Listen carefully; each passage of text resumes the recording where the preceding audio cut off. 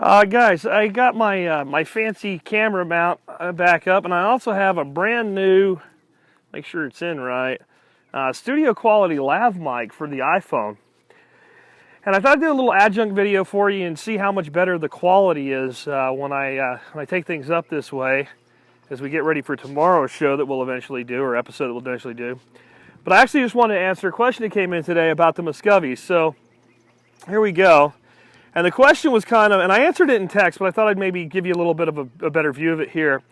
Why are they isolated from the rest of the ducks? And they're not meant to be isolated. They just, well, they don't want to go yet. If you notice, there was a flock that's been here, the part of the flock's been here for what, 3 weeks? So they're still pretty new to the property. And the guys that we just brought in yesterday, they've been here 1 day. And it's the middle of the day, they could be, the babies are calling me over there. It's the middle of the day, they could be anywhere they want, and you know, they've made it pretty much to that pool and back. They're just not comfortable yet. So the reason I'm not putting them out on paddock has nothing to do with whether or not I want them there. It's what they want, and I'm trying to let them adapt to this property, and they're still sorting themselves out. Muscovies are kind of like, I don't know, they're almost like part goose, part duck, part cockatiel, and part chicken. They have much more of a pecking order. You'll see the females be aggressive with each other at times to sort things out. And I just don't think, even though they came from the same place together, now that they're in a new place, they've really got everything sorted out yet. And the reality is, as I've been saying, is we're getting closer and closer. You can see, half of them are just hanging out right here.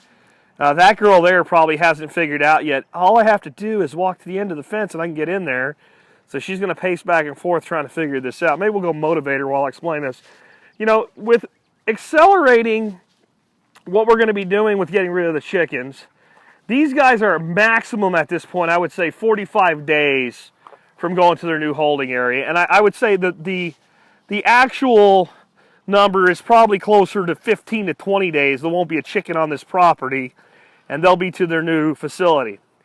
When they get to that new facility, and we'll go take a look at where they're going again for those that are maybe new to the series. You missed it, girl. You got to go back. I really like those white ones. I just think they're pretty ducks.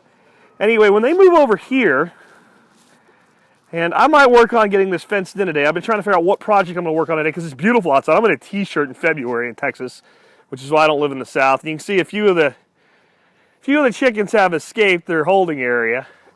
But this whole area here, and they're working on, I'm about to let them out. It's late enough in the day to let them out in the field. They're converting this area for me.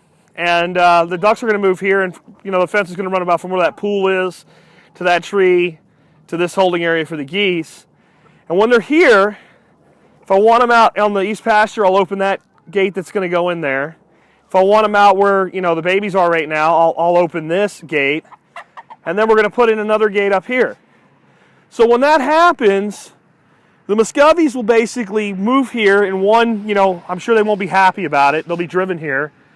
But then once they're home to here, every time I open a gate, they're going to have access to one place and one place only. And at that point, the problem corrects itself. So my view is there's just no need for me to stress these guys as new members of the flock, so to speak. Now, what I want you to notice is pretty interesting is, so the people that had these ducks just kind of let them go everywhere. They just let them free range, and they had to catch them before they could sell them to me and put them in a holding pen.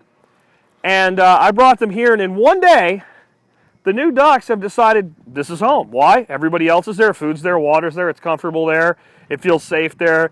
When we brought them here, we took them inside that house, we brought them out, we cut their wings one bird at a time, and then we opened the door and we left them here with their friends. And that's all it took, because there you go, there's 3, 4, 5 of them right there that I'm absolutely sure are brand new birds, the ones that just showed up. And they're all inside. They've all decided this is the place to be.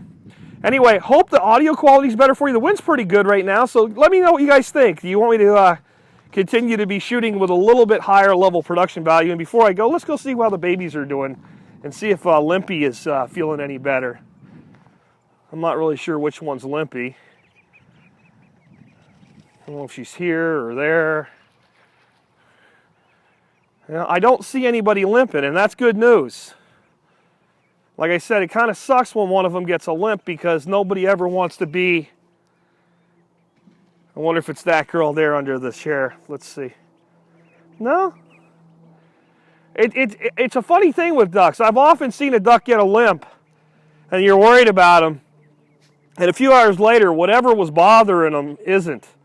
So I don't see anybody, so it looks like our little girl is feeling better.